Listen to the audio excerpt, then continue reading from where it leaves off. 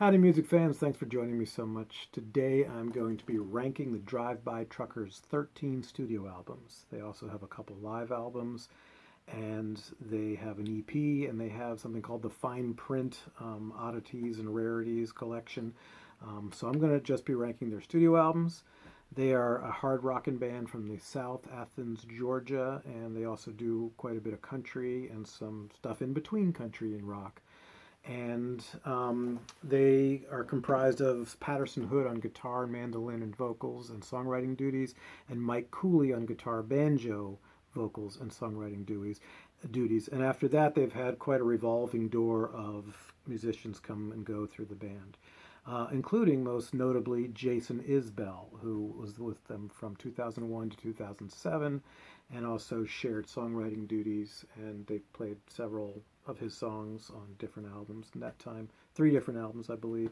And then Jason Isbell's wife, Shonna Tucker, joined in 2003 until 2011, and she played bass, sang, and contributed songs as well. So quite an interesting little history with them. And Spooner Oldham was actually in the band briefly after Jason Isbell left. They brought Spooner Oldham in for keyboards on at least one or two albums.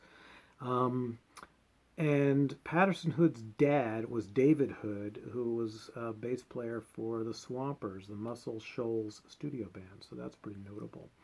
So that's part of their history. Anyway, let's get to it. I'm going to start with number 13 for me, The New OK. It's their most recent album that came out in 2020, and it's got some decent songs, a decent feel. It's only got 9 songs on it, and it's mostly, I believe this one's mostly a Patterson Hood album. I am a fan of Mike Cooly over Patterson Hood, but I like both of them a lot. I just feel like Cooly's writing is a little more succinct and compact and concise, and he writes the real upbeat country rockers and the upbeat rock and roll rockers, and also some really nice softer country tunes. And Patterson Hood does all of those things as well. He just has a different writing style, which to me is a little more sprawling or a little less organized and concise. But again, I like both of them. So this album, I'm trying to think of notable songs. The Unraveling is interesting because The Unraveling is the title of the album before that, but it's not on there. Yeah, there's nothing here. They do the KKK Took My Baby Away, which is, of course, the Ramones tune, and I don't need to hear them do covers, but it's not bad. It's okay. They got a lot of, I'm going to go to the next album. The next album, The Unraveling, is number 12 for me.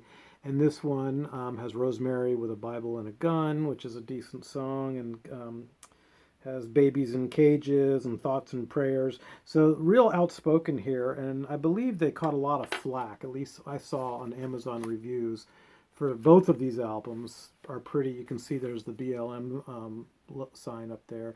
And both of these albums came out last year in 2020. They're on my 2020 video of albums released last year.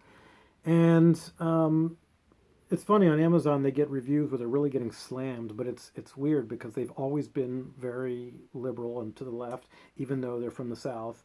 I guess maybe people just thought they were going too far and beating them over the head with politics. I don't know, but it's nothing they haven't done before. So it was kind of interesting that all of a sudden they are now people are pissed off at them for being them. Anyway, that's number 12 for me. Okay, number 11 is The Big To Do. I believe this might be the last one with Shonna Tucker. Yeah, I think so. And this has some interesting songs. This has some good songs. Daddy Learned to Fly. Drag the Lake Charlie is probably one of my favorites. That's a Patterson Hood. And Birthday Boy and Get Downtown are Cooly songs. Get Downtown is an upbeat rock and roll song. I like that. And then The Flying Wallendas is a good one, and that's an interesting one. It's about the history of the Flying Wallendas, famous acrobatic family that has done that through generations and lost quite a few members to dying. So it tells the story here. Okay, next is American Band. This is 13, 12, 11. This comes in at number 10. And this was the third most recent released one. And it's a good rock and roll album, a good rockin' album. Kinky Hypocrite I like a lot, and Ramon Cassiano. Um, Nothing really jumps out at me besides those two, but it is good. If I give it a listen again, it's a good album. I like it, but it's not at the top of the list. American band. It did make my list though the year it came out. Okay, next one, A Blessing and a Curse. That's for this from this tour. And this one, so this is number 9. This has Gravity's Gone, which is a great Mike Cooly song. And then this one has a couple of Jason Isbel tunes, the last Jason Isbel tunes. Easy on Yourself, and what else? There's one other at least on here. Space City is another Cooly song. A World of Hurt ends the album, and that's a great Patterson Hood song. Wes Freed does all this artwork for them. I met him at something called the Haunted Hillbilly Hoedown. I met all these guys then. Well, the then drive-by truckers, Patterson and Cooly, and I did a video on that Haunted Hillbilly Hoedown. Maybe I'll put that down in the description. Anyway, trying to see what other songs are on here by Isbel. I think there's only 2, and I can't remember the second one. But, yeah, let's see. Cooly, Patterson Hood. Jason Isbel. Daylight is the name of the other one. And if you're familiar with him, you know what a great songwriter he is, and he really brought, a lift to the band when he joined. It was sad when he left.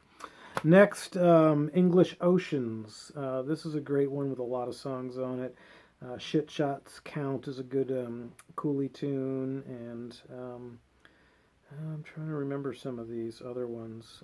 Pauline Hawkins is a good one. Made Up English Oceans, Hearing Jimmy Loud. So those are other. It's just it's a good record. I like this one quite a bit, and I was kind of writing them off in this period, but then I got the record, and I was like, oh shit, I like these guys still. And this leads me to this one. So this is now we're at 13, 12, 11, 10, 9, 8. So this is number 7. Go-Go Boots. And this one is another one that I like quite a bit and thought not so much at first. But it has Used to Be a Cop on it, which is a great Patterson Hood tune. Cartoon Gold which is a great Cooly song. And Mersey Buckets is a cover, and it's a beautifully done rendition by Patterson Hood. Assholes is about one of their record labels. I don't know which one, but that's a good one as well. So, yeah, good record. All right, that's number, 7 did I say? So 6, 5, 4, 3. Yeah, so number 6 is Pizza Deliverance. This is their second record. It's a little raw, a little rough. They were still a little more acoustic and country, not as rockin', but they definitely, had some rockers.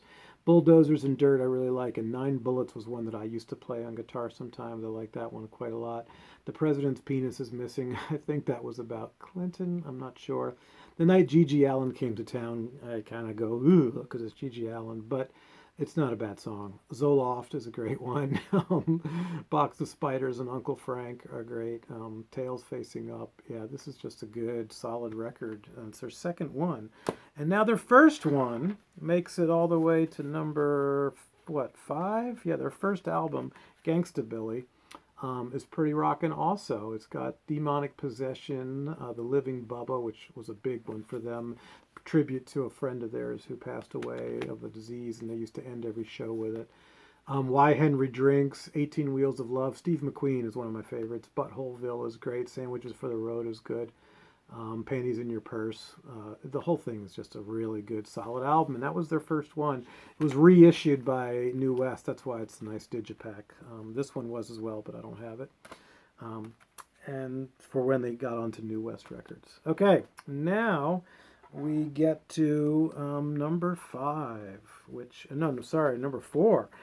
This is Southern Rock Opera. This is a really interesting album, and they really started to explore Southern themes here, and they wanted to explore what they call the Southern duality. This idea that they are left and liberal, and that the South is not, and that it's a struggle to be like that, and to take pride and have those Southern roots and things that you love about the South, but also know about its history, and be a little more progressive, a little more current.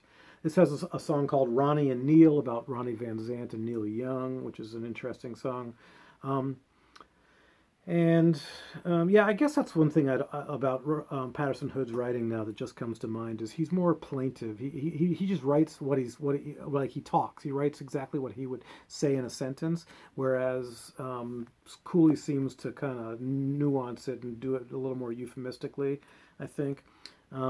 This Zip City is a real good song. That's a Cooly song. Road Cases. This kind of tells the story of a band called Betamax Guillotine that they made up, but I guess it's supposed to be Leonard Skinner, basically. And it ends in a plane crash. The last songs are Shut Up and Get on the Plane, which is a fantastic rocker by Cooly. Greenville to Baton Rouge, another great one. And then Angels and Fuselage, which is haunting as hell. And it talks about a car wreck where Freebird is playing after the car wreck is over on the stereo, and this crash in this car. I think that's the one that does it anyway. There's one called The Three Great Alabama Icons. There's one called Wallace, about George Wallace. So they really tackle some hard themes here. Plastic Flowers on the Highway, and they did a good job with it. I mean, it's a solid record. It plays like a good record, but it also has this thematic quality to it. But you could just listen to it to listen to it. Coming in at number 3, Brighter Than Creation's Dark. This is the first one, maybe the only one, with Spooner Oldham on it, and Shonna Tucker has some great songs on this one as well. Jason Isbel is now gone. This one has The Righteous Path, and Three Dimes Down is a really great Cooly rocker. I'm Sorry Houston is an excellent Shonna Tucker song, as is Home Field Advantage. And I'm sure there's other. Oh, the Purgatory line. God, that's a gorgeous Shonna Tucker song. There are so many great songs. It's a sprawling album. There's 19 songs, and they even did it like side 1, side 2, side 3, side 4, even though it's a single CD. Self-Destructive Zones is a great rocker by Cooly, and Bob is a great country one by Cooly, and so is Lisa's Birthday. A lot of cool songs on this one. Really like it. Coming in at number 2 for me is the Dirty South. They're continuing their exploration on these Southern themes again, and here are some great songs on here by Jason Isbell. So we've got Where the Devil Don't Stay. God, that's an amazing Mike Cooly song, and a rocker, kind of a hard stomping rocker. Tornadoes is a really eerie song about a tornado by Patterson Hood, and it's really a good one. The Day John Henry Died is a great kind of upbeat country rocker by Jason Isbell. And then Carl Perkins' Cadillac is a great upbeat country rocker by Cooly. Daddy's Cup is an incredible song. It's long. It's almost 6 minutes, but it just rides right through, detailing Mike Cooly's amateur stock car racing career. And boy, it is really a fantastic song. Goddamn Lonely Love is another incredible Jason Isbell tune. And there's lots of other great songs on here. It's 14 songs, and it's definitely a fantastic album. Comes in for me at number 2, which if you know the Drive-By Truckers, then you know number 1 is Decoration Day. This is their 4th album, and it's when Jason Isbell joined the band, and has some spectacular songs on it. I think only 2, but it's a great album. Sinkhole is great. That's a Patterson song. The Deeper In, Hell No I Ain't Happy, another rip-roaring, kind of dirty, angry rocker by Patterson Hood. And Marry Me is a very Leonard Skinner sounding song by David Cooly, upbeat rocker. And then they've got some pretty ones like Heathens and My Sweet Annette, and Outfit is the first Isbell song on here, and it's fantastic. And then Decoration Day is another one. Loaded Gun in the Closet is great. It's just a great album. When the Pin Hits the Shell, oh God, that's a chilling Mike Cooly song. This may be the only album that I've ever put in my car CD player, and it played through 6 times when I bought it. I could not take it out. I absolutely loved it. This might be also when they first got onto New West. All right, folks, that is it. Let's go through a little quick run through, little reminder of where these all come in. Number 13, the new OK. Number 12 is the Unraveling. Number 11 is the Big To Do.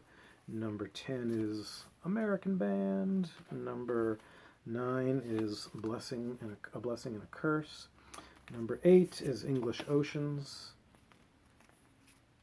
Number 7 is Go-Go Boots. Number 6 is Pizza Deliverance. Number 5 is Gangsta Billy. Number 4, I know some people might have put this at number 1, Southern Rock Opera. It is a great album. Number 3, Brighter Than Creation's Dark, sprawling masterpiece.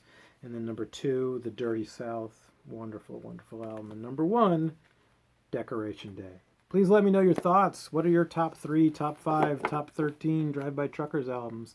And are you, or if you don't know them, are you going to go check them out now? That'd be great. That'd be really cool if I turned some people onto the Drive-By Truckers. Yeah, please like, subscribe, and comment. Have a good day. Thanks for watching. Bye.